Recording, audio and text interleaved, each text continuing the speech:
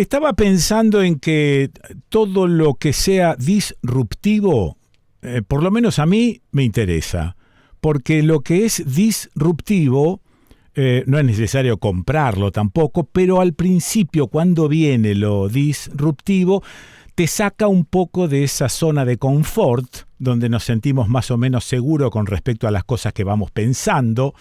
Y no ponemos en tela de juicio cuestiones y por eso se llama prejuicio también, ¿no? Estuve leyendo un artículo de Raquel Lobatón que apareció creo que en Página 12 o en alguna editorial y automáticamente aparecen debajo de ese artículo los comentarios de los que están leyendo. Y yo estoy totalmente convencido de que no estamos ni leyendo ni escuchando. Es decir, aparece primero el prejuicio y vos lees allí gente que dice, bueno, esta Raquel, esta mexicana, se quiere hacer ver, quiere hacerse notar, quiere de alguna manera aparecer en los medios y para eso tiene que pensar distinto. Yo digo, a ver, estuve leyendo el artículo, es disruptivo, por lo menos para mí. Insisto, no significa que voy a comprar todo lo que esta nutrióloga incluyente, que para nosotros sería nutricionista, educadora en diabetes, proveedora de confianza corporal, trabaja bajo la filosofía de salud en todas las tallas y bajo el modelo de alimentación intuitiva. Así que yo prefiero escucharla para después tener un juicio propio, esto que por ahí escasea, ¿no? Y siempre estamos comprando juicios ajenos. Raquel, ¿estás por ahí? Aquí estamos, Quique, escuchando todo. No sabía de esos comentarios, me voy a meter a Página 12 a leerlos.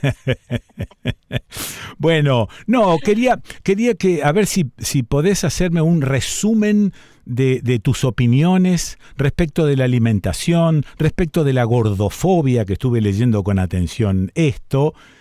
Por ahí hay algunas cosas que me parecieron un poco, no digo equivocadas, digo por ahí me parecieron un poco exageradas, ¿no? Esto de que no importa el peso. Por ahí el peso me resulta a mí importante en función del funcionamiento corporal en general, ¿no? Bueno, contame vos. Sí, te cuento porque es complejo y como dices, la primera vez que uno lo escucha, hay tantas cosas que no hacen sentido, que son tan disruptivas, que son incómodas de escuchar Sí. y que cuesta trabajo digerirlo y entenderlo. Yo justamente hoy pensaba que cómo me ha tomado tiempo, por ejemplo, construir mi audiencia en redes sociales, porque tuve que ir educando a la población en esto muy poco a poco. Ajá. Porque claro, la primera vez que escuchan esto es como un cubetazo de agua fría, como de qué me estás hablando, Sí, sí. ¿sí? Y creo que para poder platicarte un poco cuál es mi postura, vale la pena que igual y que te cuente un poquito de mi historia. A ver, dale. Y creo que sí, y creo que desde ahí vamos a poder entender por qué hago lo que hago y por qué lo hago con la contundencia con la que lo hago. Es Ajá. esto que tú llamaste quizás postura un poco extrema. Mm, Eh, yo hasta hace 7 años, Quique, era una nutricionista tradicional. ok. ¿Sí? ¿Qué Mm. quiere decir? Como muchas de las nutricionistas que seguramente la audiencia ha visitado, Ujú. a mí me educaron en una universidad bajo lo que llamamos un enfoque centrado en el peso. Ese es el enfoque en las escuelas de nutrición en el mundo. Sí. ¿Qué quiere decir un enfoque centrado en el peso? Donde se nos hace saber, se nos hace creer, yo Mm, digo creer hoy en día, que quizás nuestra principal función como nutricionistas es hacer que las personas pierdan peso sí. para llegar a un supuesto peso ideal, que hoy lo digo entrecomillado. Ahí está. Hoy yo no creo ya en el concepto de ideal. Para mí hablar de peso ideal es igual de absurdo como hablar de estatura ideal o color de piel ideal. Ah, ok. Quien tiene la autoridad para decir cuánto debería pesar una persona, Sí. dado que la diversidad corporal existe. Ajá, ¿Sí? ajá. Pero bueno, Perdón, entonces perdón, yo, perdón, bueno, perdón, perdón. Y sí, esa no, talla, ese cálculo, ¿en base a qué ajá. está hecho? ¿En base a que hay un cálculo ya predestinado a que si vos medís tanto, tenés que pesar tanto? ¿Eso es? Es que sí, pero es que cuando te pones a leer la historia de dónde viene esto se hace por medio de algo que se llama el índice de masa corporal. No sé si has oído Eso. hablar del índice de Sí, masa corporal. sí. El índice de masa corporal, bueno, ya me voy a ir a otro tema, me voy a salir de mi historia, pero luego regresamos a mi historia. El índice de masa corporal fue creado hace casi 200 años por un matemático estadístico belga que se llamaba Adolf Quetelet, que nada sabía de salud y que no pretendía diagnosticar salud ni pretendía clasificar individuos. Él lo hacía para evaluar poblaciones. Oh, sí. Este índice hoy en día se dice que tenía también raíces racistas y eugenistas, porque él estaba en búsqueda de las dimensiones del hombre ideal. Claro. Lo digo entre comillas también. Sí. Entonces él quería saber cuáles eran las dimensiones del hombre ideal. Remontémonos, estamos hablando del siglo XIX, ¿sí? ¿Cuáles eran las dimensiones del hombre ideal? Y qué utilizó para sus mediciones exclusivamente hombres, solo hombres, blancos y europeos. Muy bien, muy bien. Y creó este índice que es algo tan sencillo como dividir tu peso entre tu estatura al cuadrado. Ahí está. Él no habló de salud. Él nada más, digamos que vio cómo era la distribución de la población, digamos una distribución normal, donde había una media, habían estas, como esta campana de Gauss. Sí. Y ahí lo dejó. Nunca habló de salud. En los años 70 del siglo pasado, 1970 y pico, no me acuerdo exacto la fecha, un doctor estadounidense que se llamaba Ansel Keys empezó a ver que las compañías de seguro tenían diferentes tablas para evaluar a sus asegurados de pesos ideales. Y que eran sumamente diversas, podían haber variaciones a veces de hasta 10 kilos entre una y otra. Claro. Y él dijo, tenemos que unificar. ¿Sí? Que ahí también yo cuestiono unificar ¿para qué? Porque ¿para qué lo hacen? Para cobrarle más a las personas gordas, que me parece injusto y esto es gordofóbico, pero bueno. Él dijo, vamos a unificar. ¿Cómo unificamos? Y entonces él se puso a buscar alguna herramienta que pudiera unificar y empezó a rescatar del pasado herramientas y encontró esta que le pareció tal cual, la menos peor. ¿Por qué? Porque era fácil de usar, porque solo requería una calculadora. Y a pesar de que Quetelet, cuando la creó, había dicho, esto no diagnostica salud, el señor Ansel Keys, el doctor Ansel Keys, toma esta herramienta y dice, pues esta es muy sencilla, es imperfecta, no es buena, es lo menos peor que encontré, vamos a ponerla como para unificar. Y a partir de ahí, hacen puntos de corte arbitrarios. Arbitrarios para decir, de aquí a aquí le vamos a llamar peso normal, de aquí a aquí le vamos a llamar sobrepeso y de aquí a aquí obesidad. Y lo digo entre comillas porque yo ni siquiera utilizo esos términos. Para mí decir que alguien tiene sobrepeso, ese es un término ya estigmatizante. Eso es. Es el equivalente a que ahorita llegara una persona de 2,5 metros, 2,10 metros, lo que sea, y yo le dijera, ay, tiene sobreestatura. Claro. O sea, ¿me entiendes? O sea, decir... Está claro. Está claro. Sobrepeso, más peso que quién, ¿no? Aparte, esos cálculos que se toman por, digamos, por certeros, no tienen en cuenta las diferencias que existen entre las personas. ¿Dónde vive? ¿Qué comida tiene a su alcance? ¿Cuál es la educación que recibió? Nada de eso tiene que ver. Nada, y te digo, eran solo hombres blancos europeos. Claro. O sea, ni siquiera tomó en cuenta mujeres, ni siquiera tomó otras etnias, ¿me entiendes? Sí. Entonces, de ahí se hacen estos puntos y de ahí se determinan estos pesos ideales. Y es tan arbitrario, Quique, que en 1998 el índice de masa corporal normal, que tampoco me gusta el término porque para mí, ¿qué quiere decir? Que los demás son anormales, ¿no? Claro. O sea, ve que violento, Pero el normal llegaba hasta 28 punto y cachito, no me acuerdo el número exacto, y deciden en 1998 bajarlo a 25, porque es un número más fácil de recordar. Mira. Y entonces millones de personas de la noche a la mañana aparecen en categorías sobrepeso sin haber subido 1 gramo. Ok. Pero bueno, ya nos fuimos, de ahí me desvié de mi historia. Pero está bien porque esto de alguna manera redondea bastante todo lo que viene ahora. Métele con tu historia. Venga. Vamos con la historia. Bueno, entonces yo me creí todo este cuento del índice de masa corporal, de los pesos ideales. Yo me creía esto, porque eso es lo que me educaron, ¿no? Y nuevamente a la audiencia que está escuchando ahora, le pediría mente abierta para escuchar. Como tú dijiste, quizás no se van a comprar todo. No importa. No importa, nada más mente abierta y escuchen. Entonces yo me la creí. Yo me creí que la gente que iba a llegar a mi consultorio, yo tenía que calcularle este supuesto peso ideal. Y si estaban por arriba de esto, darles un déficit calórico. Una dieta. Es decir, una dieta, es decir, subalimentarlos, porque eso es una dieta, es darles de comer menos de lo que requieren para que perdieran peso. Y que si ellos lo hacían bien iban a ser delgados para siempre. Ajá, ¿Ok? sí. Esa es la narrativa, eso es lo que todos creemos, ¿no? Es cosa de la gente que coma bien y hace ejercicio va a ser delgada para siempre. Me la Sí. creí, puse mi consultorio hace 20 y tantos años, Mm, porque fue 27 años, 20 años trabajé bajo ese enfoque. Y empecé a prescribir estas dietas. ¿Y qué me empecé a dar cuenta con el tiempo, Quique? Que mis pacientes, los que venían a consulta, aquellos que sí lograban perder peso con las dietas que yo les daba, y sí. digo aquellos que sí, porque habían algunos que haciendo la dieta igual no bajaban. No bajaban, sí, sí, Igual no bajaban. ¿Y sí. quiénes eran estos que no bajaban? Generalmente los que ya habían hecho muchas dietas en su vida. Ajá, Pero los que sí lograban perder peso, sí. tarde o temprano, 2, 3, 4 años después, volvían a mi consulta. Ah, ¿Y ok. por qué volvían? Ujú, ¿Por qué ujú, volvían? ujú. Te pregunto, Ah, por qué crees que porque volvían? habían recuperado el peso que habían perdido. Todos habían recuperado el peso o más. Sí. Pero lo que me empezó a preocupar más es que cada vez estas personas traían una peor relación con su cuerpo y con la comida. Ah, claro. Cada vez comiendo con más culpa, con más miedo, cada vez teniendo más atacones, Sí. cada vez ya con más restricciones, porque ya habían visitado 5 nutricionistas en el Inter, ya habían ido con el de los balines, y el Ah, de los chochos, y el sí, de las sí, agujas, el de sí. los licuados, Mm, y cada vez les costaba más trabajo perder peso, ya no perdían peso con facilidad, claro, claro. y cada vez odiando más su cuerpo. Sí. Y fue entonces hace 7 años cuando dije, algo no me hace sentido. Yo mucho tiempo creí que yo era una mala nutricionista porque mis pacientes recuperaban el peso, pero empecé a decir, espérame, si todos están recuperando el peso, ¿no será que hay algo mal en el sistema? Ajá, ajá.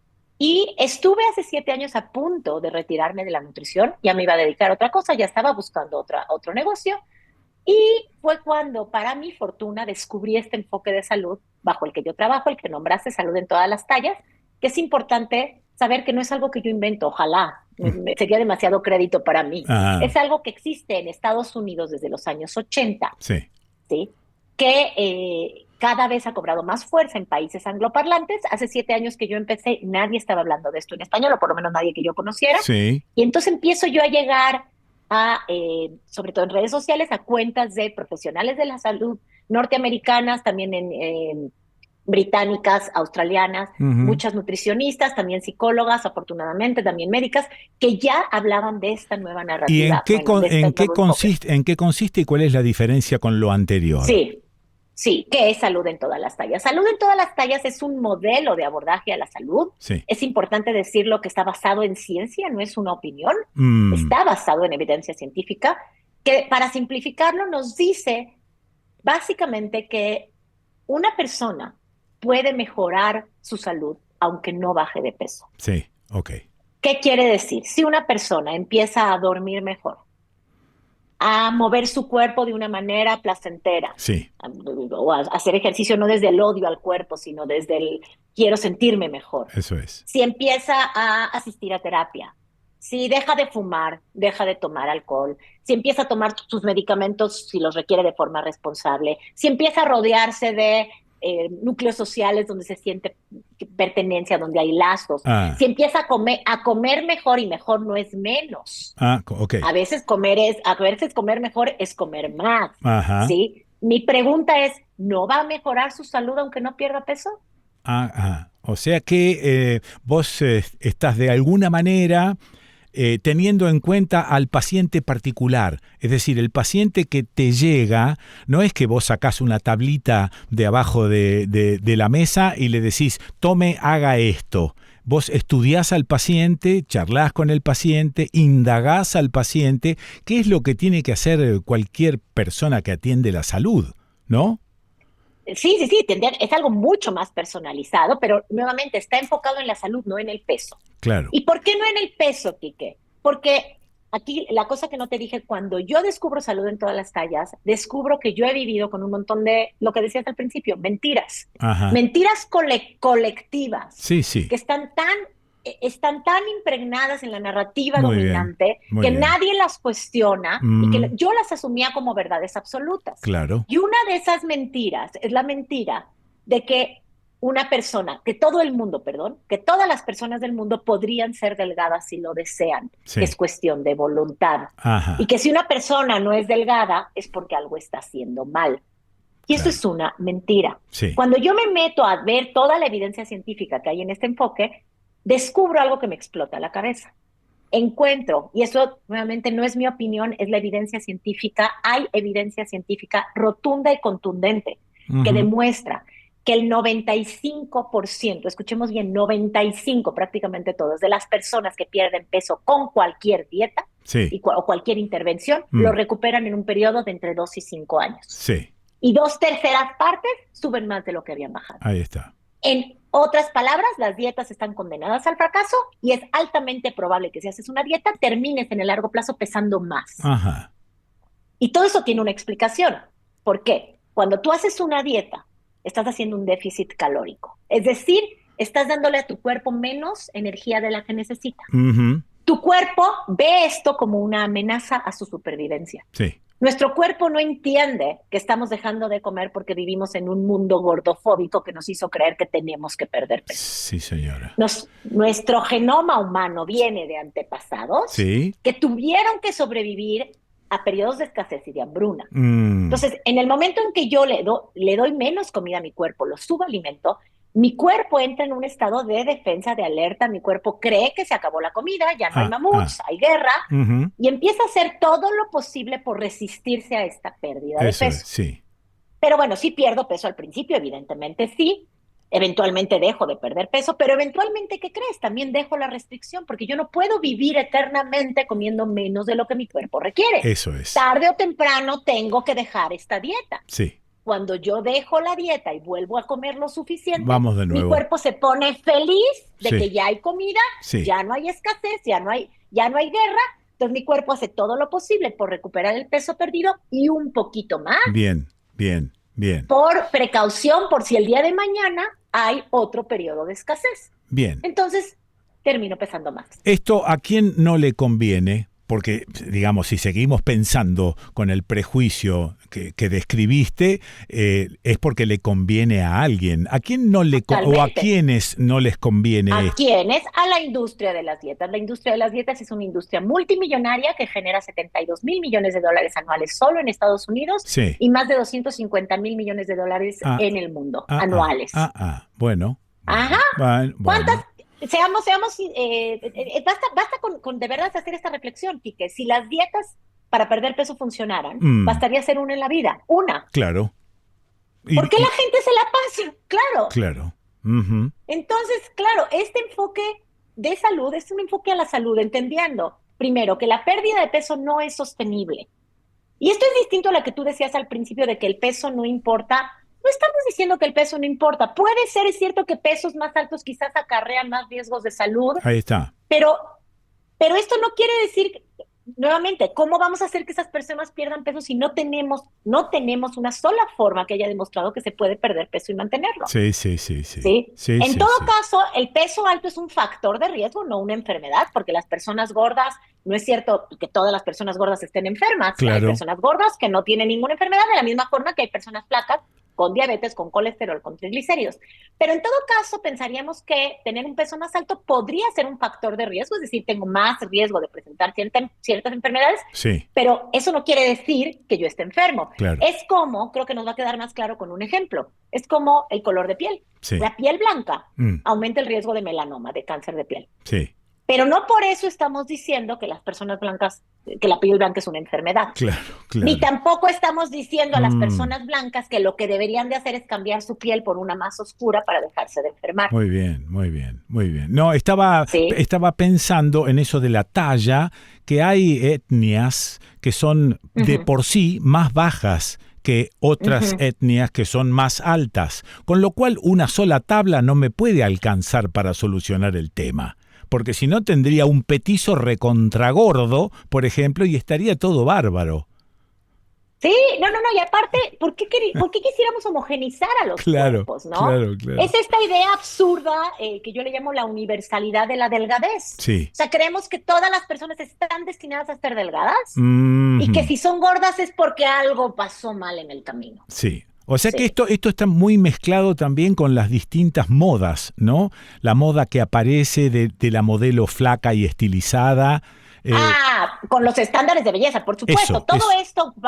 esto va muy ligado a estándares de belleza, Ah, porque esta cultura de dietas multimillonarias, esta industria que te dije, sí. aparte, también tiene un componente sexista, Ah, porque va dirigida de manera primordial a las mujeres. sí. Si tú te pones a ver y googleas anuncios para perder peso, son prácticamente, yo diría, el 90% son mujeres. Ajá, ¿Sí? ajá, sí. O sea, a nosotras se nos castiga mucho más la gordura, a nosotras se nos exige mucho más la delgadez, la hegemonía corporal. Entonces, claro, todo esto va intersectado Mm, con estándares de belleza y demandas corporales también a hombres, pero sobre todo a mujeres, ¿no? sí, Y entonces todo esto también va ligado a un tema de justicia social. claro. ¿A qué voy? Aquí llegamos a lo que hablaste de la gordofobia. La gordofobia es un sistema de discriminación normalizado en esta sociedad Ajá, en contra de las personas gordas. En esta sociedad se trata con menos respeto, ¿sí? Se le da menos validación, claro. menos atención a Sí, las personas gordas. No sí, nada más eso, a nivel institucional incluso se sabe que las personas gordas ganan menos, sobre todo mujeres gordas ganan menos que mujeres flacas, tienen sí. menores probabilidades de conseguir empleo, Ujú, menores probabilidades de tener relaciones sexoafectivas, claro. pero también los seguros les cobran más, pero también hay una discriminación normalizada, las personas gordas no encuentran ropa de su tamaño o no caben cómodamente en Claro. espacios Y públicos, y esto es discriminación. todo eso que describís viene desde afuera hacia la persona, pero hace que la persona viva permanentemente sintiéndose mal. Claro, y permanentemente en un estado de estrés crónico, y esto que dices es bien importante, sintiéndose mal, Sí, sintiéndose discriminada, hay un sí, estrés crónico, y este estrés crónico genera en el cuerpo estados inflamatorios que podrían favorecer la enfermedad. Entonces, claro. probablemente las personas gordas tienen más riesgo de enfermedad, no por la grasa per se nada más, Ujú. quizás porque viven en estados de estrés crónico que favorecen la enfermedad, Y o quizás por... en el caso de la Ajá. diabetes, ¿cómo tratás el Uh-huh. tema con el tema diabetes, donde a cada diabético se le pide que baje de peso, básicamente? Vamos, nada más quería cerrar déjame cerrar Dale, esta dale, última, nada dale, más, dale. cuando hablábamos de que, cuando te digo, las personas gordas tienden a enfermarse más que las personas delgadas en Sí, ciertas cosas, sí. es cierto, hay mayor índice, Ujú. pero en ciencia, asociación no es causalidad. Ah, Esto no quiere decir que el peso sea necesariamente la causa. ahí está. Ok, Hay sí. otras cosas que podrían estar haciendo que las personas gordas se enfermen con más Muy bien, frecuencia. muy bien. ¿Cuáles son? Una, ya lo dijimos, este estrés crónico que viven por la discriminación, Sí, ¿sí? sí, Podría favorecer que se enfermen más. Pero también el estrés de pasar su vida a dieta, porque yo creo que prácticamente todas las personas gordas han pasado su vida a dieta, claro. y pasar la vida con hambre es sumamente estresante. Pero también el pasar la vida a dieta hace que estas personas se la pasen en esto que llamamos weight cycling en inglés, que es el yo-yo, subir y bajar. Eso es. Y hay estudios, montones de estudios, si nos metemos a ver los PubMed, donde están todos los estudios científicos, que demuestran que el weight cycling se asocia a mayor riesgo de enfermedad. Ahí está. Entonces, tal vez es Claro. porque han pasado la vida a dieta, o tal vez es porque estas personas reciben una atención en salud mucho más pobre que las personas delgadas, más Ajá, sí, deficiente, sí. porque los doctores no hacen caso a sus síntomas, lo único que hacen es mandarlos a perder peso. Me duele el oído, pierde peso. Tengo gripa, pierde peso. Me Mm, duele la rodilla, pierde peso. eso. No hay, y entonces a veces se subdiagnostican cosas, porque claro, hay casos reales de, por ejemplo, el papá de mi socia, incluso médico, dolor de espalda, muchos años, le decían que era el peso, él era Ah, médico. sí, Al final fue un cáncer de colon. claro. No se lo diagnosticaron porque todo el tiempo le decían que era el peso. Si hubiera sido flaco, Mm, le hubieran hecho pruebas de detección temprana, sí, ¿sí? sí, Entonces, y no nada más eso, sino las personas gordas ya no quieren ir al doctor, claro. porque ya saben que les van a echar la culpa y les van a decir es tu culpa. Muy bien, Y no muy nada bien. más eso, las personas gordas reciben un trato más deficiente de parte de los profesionales de la salud. Hay estudios que Mm, demuestran que les dedican menos tiempo ahí está. y que... Entonces, un montón de cosas. Pero bueno, vamos a la diabetes. A La ver, diabetes es una de estas enfermedades, digamos, hoy es el Día Mundial de la Diabetes, entonces muy ad hoc que hablemos de eso hoy.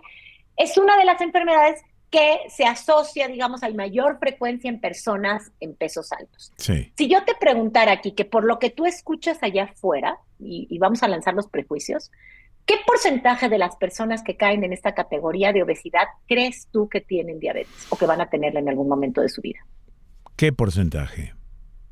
¿Qué dirías? Por tus fechas, de hecho andar tus prejuicios. No puedo hacer un cálculo. Estoy simplemente ¿No?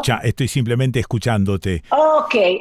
vale, bueno. Entonces, no, bueno, es que cuando yo pregunto esto, las respuestas son sorprendentes. La gente me dice, ¿Eh? pues yo creo que un 80% me Ajá, dicen, ok, sí. o yo creo que un 60%. Sí, sí. Bueno, la respuesta es 12%. Ajá. 12. El 88% de las personas que caen en este rango de obesidad jamás van a presentar diabetes. Ah, mira.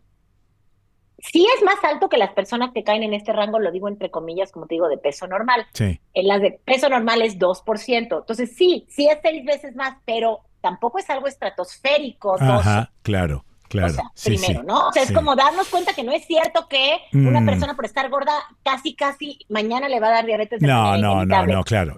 Aparte eso ¿no? está científicamente demostrado eso, ¿no? Sí, sí, No sí, hay sí. una relación Ah, directa. Lo que pasa que el sí. médico o la médica que te atiende de la diabetes, lo primero que te va a decir es que está gordo. Punto. Es que, bueno, pero como te digo, no nada más para la diabetes, para cualquier Claro, enfermedad te van a claro. decir que estás Sí, gordo. Ahora, como ya te expliqué, hay varias cosas que podrían explicar esta asociación. No nada más es la gordura per se, sino sí. puede ser, como te digo, el estrés, la discriminación, etcétera. Pero aunque creyéramos, vamos a suponer que aunque creyéramos que Mm, esa persona se adelgaza y se queda flaca para siempre, sí. va a librarse de la diabetes o la va a controlar mejor. La pregunta es, ¿cómo le vamos a hacer para que pierda peso?